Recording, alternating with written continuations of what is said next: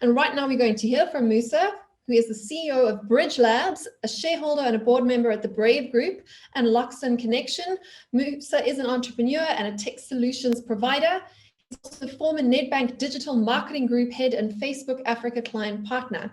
He was among the Mail and Guardian's top 200 young South Africans in 2012 and currently chairs the University of Johannesburg School of Commerce and Information Sciences Industry Advisory Board. His passions are changing the communities that we live in particular African emerging markets, and inspiring the youth through technology. So to help us this afternoon navigate towards new connectivity in Africa, please welcome the visionary and the man of action, Musa Kalenga.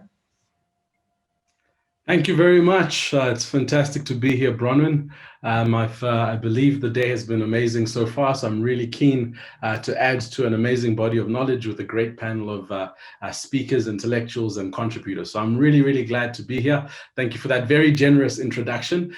Today, I'm going to be speaking about something that obviously affects all of us, because ultimately, as we think about where we are in the world, we're going to have to be confronting typically a very new way of thinking about value creation and a very new way of us considering how we develop, build brands, and create value in this new environment that we all face. So it's safe to say that everybody's experiencing these changes, and we are definitely in a new day.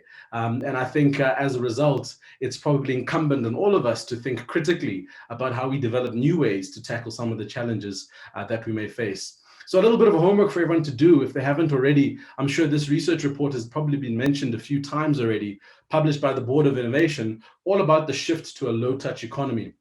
Now, what's really important to understand about this particular piece of research is it's quite a seminal piece of information around how people have managed from the time that COVID broke right through to now as we go into new value creation and a fundamentally new economy. It speaks about the shifts that have happened across multiple areas, multiple sectors, but primarily focused across how industry dynamics, technology, regulation, macroeconomics, geopolitics, and fundamentally human behavior have changed. So if you think about any one of these aspects and you compare it to any industry or sector, it's also important to understand that the resultant changes create opportunities for us to capitalize on. The resultant changes have been really uncomfortable, so they've forced us to do things differently. But at the same time, the resultant changes have allowed us to adopt new ways of thinking, new technologies to use, and new ways to tackle really complex and really interesting problems. It's safe to say that this great quote by Arthur C. Clarke, who's a really, really amazing science fiction writer, is relevant for the conversation that we're having today. He speaks about the fact that any sufficiently advanced technology is indistinguishable from magic.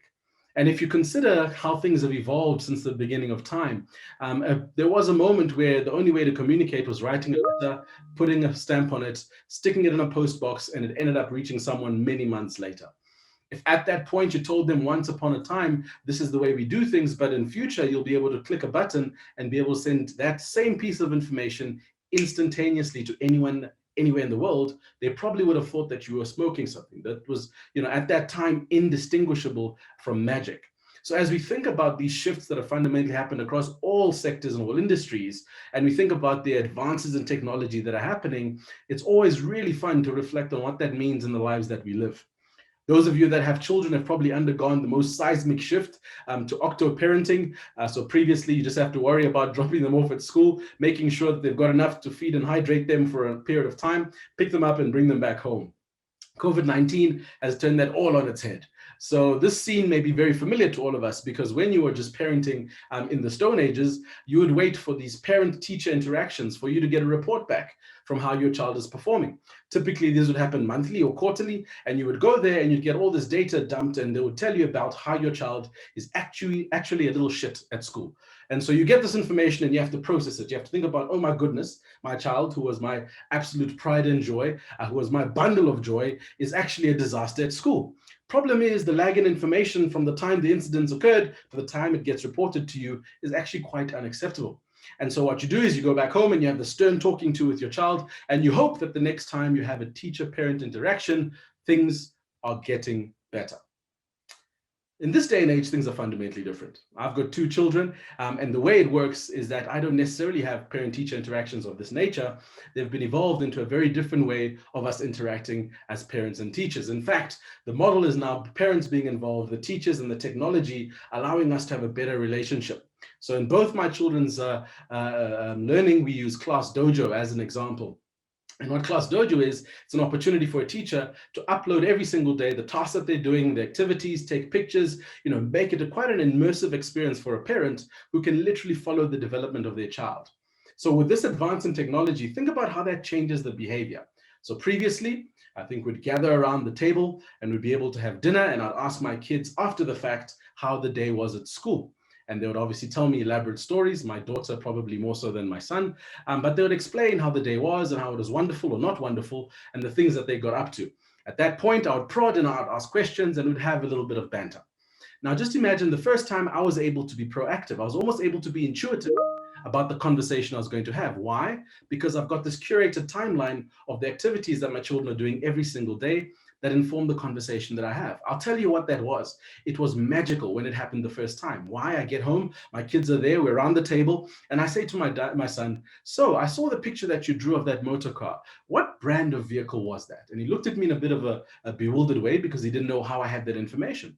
And I did the same with my daughter. She gave me the same strange look. How did I know how her day was? Only to find out that I'm obviously plugged into Class Dojo and I've got this insight on how they're progressing from an education perspective. So this piece of technology has changed what fundamentally was a very static experience to a dynamic way that we're learning.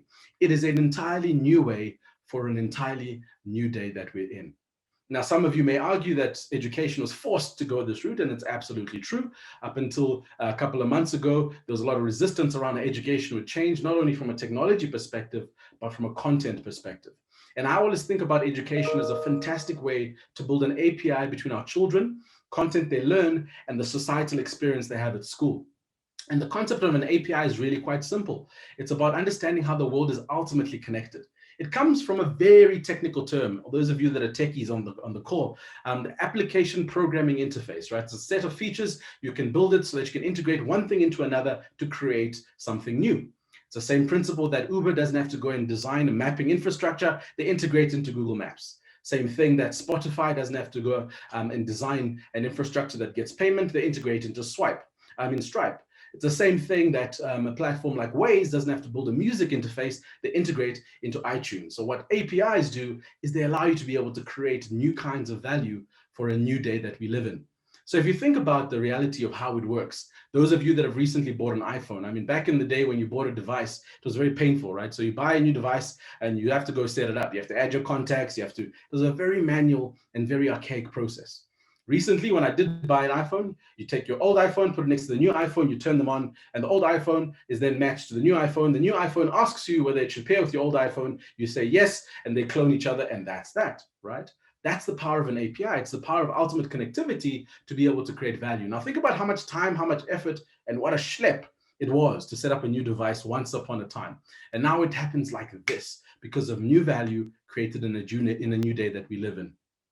So if you think about the same principle and you put yourself as a human being, as a marketer, as a brand builder, and you consider yourself a conduit for information, a conduit for where things can flow back and forth and where you can design and create new value, it really starts to liberate how we can think about not only the industries and sectors that we're in, but also the brands and the consumers that we serve.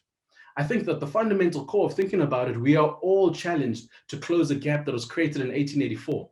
The Berlin Conference was a simple process of mapping out how the West would colonize Africa, and 200 years have happened since that point in time. So the Berlin Conference as a point in time has brought us to a point where we've got a 200-year gap between Africa and the rest of the world. The reason why we have to think about APIs critically is that we've got simply 10 years to close this gap and allow the world to be able to catch up, or allow Africa to catch up to the world. And for us to do that, we have to think about the relationship between technology and humanity. And the relationship is getting redefined all the time. And COVID-19, as well as the pandemic, has been another case study in how we have to think about it critically. So if you think about the intersection of humanity and technology, it's actually quite simple. Think about back in the day where you were a bushman walking around in the Sahara and you had to figure out how to survive. You'd play games, you'd throw rocks at one another, and ultimately you'd catch a rock and drop it, and you'd realize that when one coarse material hits another coarse material, a spark happens. You then take a piece of wood and some hay, you rub it together, and you realize smoke is created. And through that friction, you develop fire. Over time, you realize fire can actually be used as a deterrent. So when you go to sleep at night, the lions won't come and have a feast with you. You also realize that fire gives you light. You then realize that fire can help you cook things. And over time, a very basic technology responds to the age and the day, and it starts to become quite sophisticated. The same thing applies to the age and day that we're in now. We got these mobile devices, we got technology, we got connectivity, and we've got the opportunity to develop and create absolutely new value for a brand new day that we're all facing. Sometimes seeming daunting, but I think ultimately really inspiring, because if we take the bull by its horns, we've got an amazing opportunity to create new things for a new day. Now, if you think about some organizations that have taken this and are doing it really well, Apolitical is one that you need to watch out for. It's a new way of working when it comes to public service and public sector. It's a collection of information and resources that were taken and curated for people working in government and public service. As we all know, it's a huge challenge around corruption, around skill, around efficiencies that we face in lots of African governments all over. And so what Apolitical did is it started to become a hub and a collection of data and information that started to empower and change the face of public service. It's an amazing intervention because young people plug into it and they start cross-pollinating ideas across geographies. They start cross-pollinating ideas across religion, across boundaries, across ethnicities, and they start developing a new body of knowledge around how we should govern and how we govern for Africa. The interesting thing about Apolitical is we're starting to see it as a way that people can identify talent. We can start to see who are the people that should be representing our organizations and our governments. It's a new way of working in a fundamentally new world. We have to find a new way to eat. We know that our organizations are obviously going through changes and challenges, but at the core of it are people, and people have to be productive. And productivity is fundamentally linked to what we put in our mouths. We know the world is too many people. We know that there's a huge movement to new nutritional movement to plant-based nutrition. We know that there's huge research in alternative nutrition, 3D printed foods, and GMOs. And these are all really, really important because if we don't change the way that we eat, we're going to face with a challenge around productivity. I believe at its core, productivity is what drives nations forward. And productivity is something that we all have to do as human beings. And so food security becomes a crucial thing that we have to debate, discuss, and understand, because we have to create a new way for this brand new day.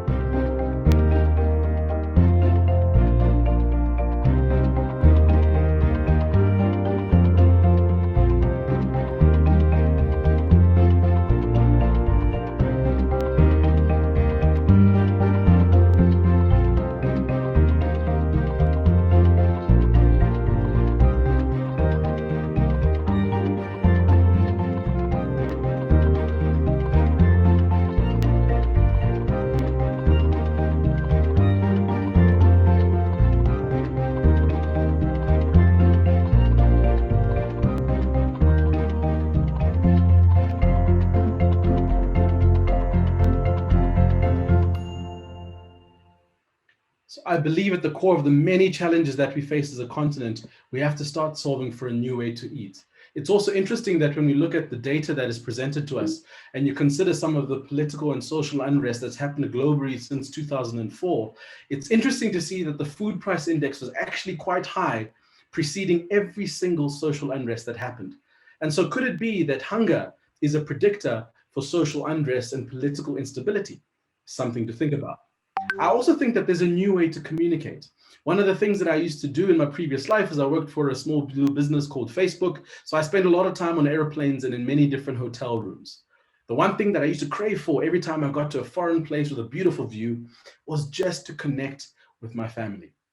I know a lot of hotels during this time have closed down and have faced major challenges, but imagine the innovation that could come out of hotels thinking about a new way to communicate. Imagine flying 16 hours and being able to put on a set of headsets and I could say goodnight to my daughter. Or I could have a chat with my son and coach him on the new move that he's learning for his soccer academy. That would fundamentally change things for me, not only as a consumer, but it'd also be a way that I connect to my family as a human being. We also need to figure out a new way to lead. I think we are challenged in a number of different ways when it comes to Africa, but if you look at the movements that are happening all over the world, they're being driven fundamentally by young people taking up the mantle to lead. Partnerships across generations. If you think about a good friend of mine, Rapelang, and a partnership with Wendy Ackerman, there's kind of been this coaching and mentorship relationship where two generations have created an API and they gain value from each other. We have to have a new way to lead and we have to find new ways to go forward. You only speak of green, eternal economic growth because you are too scared of being unpopular. You only talk about moving forward with the same bad ideas that got us into this mess, even when the only sensible thing to do is pull the emergency brake. You are not mature enough to tell it like it is. Even that burden you leave to us children. But I don't care about being popular. I care about climate justice and a living planet. Our civilization is being sacrificed for the opportunity of a very small number of people to continue making enormous amounts of money. Our biosphere is being sacrificed so that rich people in countries like mine can live in luxury.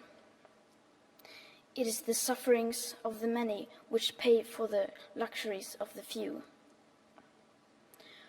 The year 2078, I will celebrate my 75th birthday.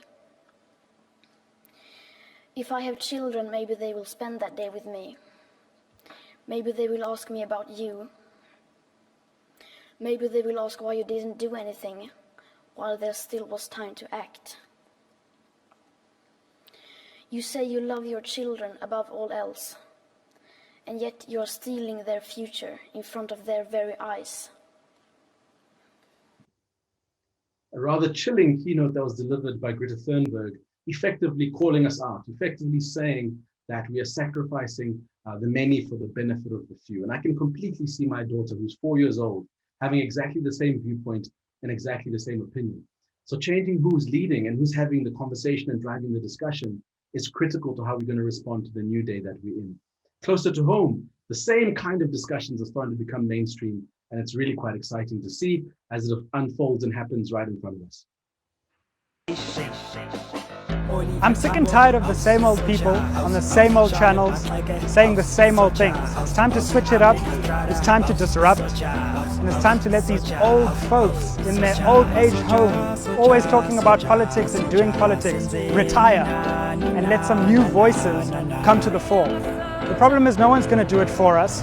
I've given up on thinking someone else is going to help us.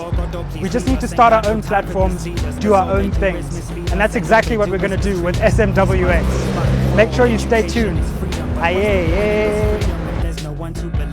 SMWX, if you haven't seen it already, you must check it out. A movement driven by a young South African passionate about creating new platforms and new voices, because we have to find new leaders for a new day. We need a new way to look at women. I think one of the key things about our continent is we've got the youngest population in the world of 200 million people between the ages of 15 and 24. We know that of that population of individuals, those that are going to drive the most amount of impact and change within society are the female leaders. If we're not identifying them, if we're not putting them on a pedestal, supporting them and giving them as much as they need, we're not creating a new way to lead, and we're not creating a new way to look at the world. I think it's a massive challenge, not only for corporates, but for organizations that are trying to develop and figure out how to map the future. So if we're to bring it all together, a trampoline for the new day and the way that we do new things is that we have to change how we live and how we work. It's fundamental for us to focus on things that are important and ensure that we secure the smallest unit of the economy, which is the family. We have to change what we eat. Our relationship with food and the link to productivity is undoubted, and that's an important part of how we're going to be able to survive and become productive. The way we communicate and the way we are governing is a critical way for us to bring our organizations together and have impact at economic level. And most importantly, the people that are leading and in charge have to become younger and have to become more female. And I think if we do those things, we are paving the way for a fundamentally different trajectory for our continent. And hopefully in the next 10 years, where we have to close that gap, we're actually going to leapfrog the rest of the world. So I thank you for your attention, and I hope you enjoyed it. Thanks so much, Musa. We've got a few questions over here. Perhaps we'll start with one of the harder questions, which is, do you have any advice for SME business owners who are trying to rebuild in very, very tight and creative constraints right now? Bearing in mind, of course, that it is vitally important for our SMEs to be thriving, because that's where the future of job growth is going to come for a country that already has a massive unemployment challenge. So that question's from Kwazi. Thank you very much, Bronwyn. I think it is a difficult question, but my philosophy is quite simple for small businesses, is that you need to be looking in the blind spots, right? So for any small business that's trying to create value, what has happened over the last couple of months is an amazing opportunity, because demand and supply have shifted forever. And so as a small business, fortunately, you should have the agility to be able to find blind spots that are created by people that are exiting, or by environments that are consolidating suppliers and the market, for you to be able to create new value. Now, when you look at for blind spots, they typically don't look like the traditional opportunities. Sometimes it might start out as a hunch. Sometimes it might start out as something that is just kind of bothered you, but you haven't thought about it a lot. It may not be the blatant thing that is looking at you straight in the face and saying, I am a business. But I think my big advice is spend time looking in the blind spots that are created by all the changes that have happened in markets. Thank you very much. And then you spoke quite a lot about the importance of getting young blood into leadership positions in both the public and in the private sector. So we have two questions over here. The first one from Mignon, who's asking if you've got any tips for young people who are stepping into authoritative positions, so have been given the opportunity to play in a space where their voice is being heard. What advice would you have to get them to make sure that their ideas are heard and actioned by people who might be older than them that have to listen to their advice? Sure. So first rule is don't mess it up. The second rule is refer to the first rule. No, I'm just joking, right? So I think it's a privilege and an honor as a young person to be given the mantle of responsibility and leadership. So I think the important thing is, A, don't be fooled by the fact that you're probably not going to know a lot about the environment that you're stepping into. So you need to surround yourself with a very solid base of advisors, people that are speaking into your context, people that have been there before you. They may not necessarily be in the organization, but they've understood some of the dynamics that you're dealing with. That set of advisors gives you a sober and more considered view on some of the challenges that you may face. The second thing is, don't try and boil the ocean. Don't do everything, right? It's very difficult for you to create value if your focus is split across lots of stuff. I've always been a believer that you choose 3 to 5 impactful things per year, per quarter, per month, whatever it may be. Focus on those things, deliver impact, and when you do, use that as a case study to show to everybody else that you are delivering value. And I think incrementally, as you do that, and as you're bouncing off the advisory network that you build, I think it becomes a body of research, a body of support around not only your capability, but it shows that you're adding value incrementally. The last thing is, don't get frustrated. You're ultimately going to face lots of pushback. You're ultimately going to be in a position where your voice seems to be drowned out. Sometimes it's better to ask forgiveness and then permission if you have conviction that you're doing the right thing. So that's what I advise you kind of do as a young person in that position. Fantastic. And this is a similar question, kind of following on from there. It's well and good promoting young people into leadership positions, but we do have to be careful as societies and as companies that we're not trying to abdicate responsibility for bad decisions that older generations or prior leaders have made and then sort of dumping the having to deal with the consequences onto the next generation of leaders. So do you have any advice for young leaders that might have been promoted almost as and now feeling like scapegoats, that they've been placed to clean up other people's mess? And at the same time, do you have any advice for older leaders as to how to avoid that? Because it is a real temptation when we are dealing with complicated, messy human problems. You're absolutely right. And I almost consider that a standard operating procedure. So it's like when you decide to become a fireman, you're likely to interact with fire at some point in your life, right? So this period that we see of young people coming in and becoming scapegoats, I see that as standard operating procedure, because until we have kind of almost reached the same level of value contribution, there is always going to be that opportunity to try and kind of find someone to blame it on, right? I think it should be for a period of time. It shouldn't be the prevailing way things are handled. And I think through that period, what you need to do is focus on creating and adding value so that you stop being seen as a scapegoat, but as a value-adding member.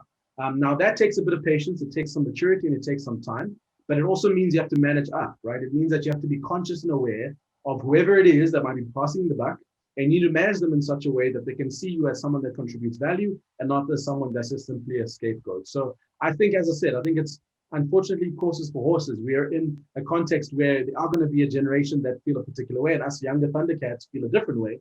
And there's always going to be that opportunity to kind of pass the buck.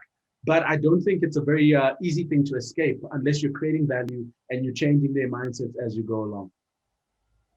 Thanks very much. That's an excellent answer. I think it's very valuable to the younger listeners on this call here today in particular. And then we've got one more question before I will let you go back into the audience if you're going to be staying around with us for the rest of the afternoon. And that is a question from Tria, who is asking, do you think technology will take us closer or further away from reducing social ills such as prejudice and discrimination? Great question. And I think ultimately, if the technology is used properly, it should take us closer to reducing social ills like discrimination. I forget the name of the company, but there's a business in the US that was set up on trying to effectively reduce the bias that is present in the hiring process in most corporates. So what that means is someone in the HR department receives a CV, they screen the CV. As they're looking through the CV, they see this person went to St. John's, they're a white male, they pick up all the cues that confirm their own bias.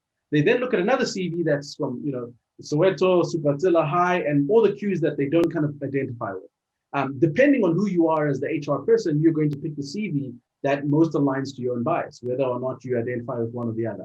So she created a business that effectively takes CVs and screens them and removes any cues that would trigger bias in the approver of that CV, and presents a piece of information so someone makes a call based on the content and the merit of the CV and not on the triggers that has been used. And that is a technology. It's an algorithm that works, and it's one that's reducing bias in the way people are hired. So in those applications, absolutely, it takes us closer to being able to reduce the bias. But once again, you need people that are thinking about the world very differently and about those problems and designing the solutions that are commercially viable and that people are willing to use to be able to take those changes. So I think it absolutely can help us, but we need the people to create the solutions. Absolutely. I love that example. I term that sort of thing clean tech. So tech's almost like a sort of stamp of certification saying that your technology is, socially just. And one of the examples there would be the Algorithmic Justice League. I'm not sure if that's the lady you're referring to, but I know there are a couple of tech ethicists who are working on similar projects. It was actually one of the big trends we tracked last year. So I'm so glad you mentioned that, because technology really is a tool. That does not mean to say that it is neutral. It is applied according to the people that are using it. So we have to be very, very careful that we're not automating injustice and that we are rather automating progress and progressive progress in particular. But thank you so much, Musa. And we'll see you soon. All right, take care. Cheers, guys.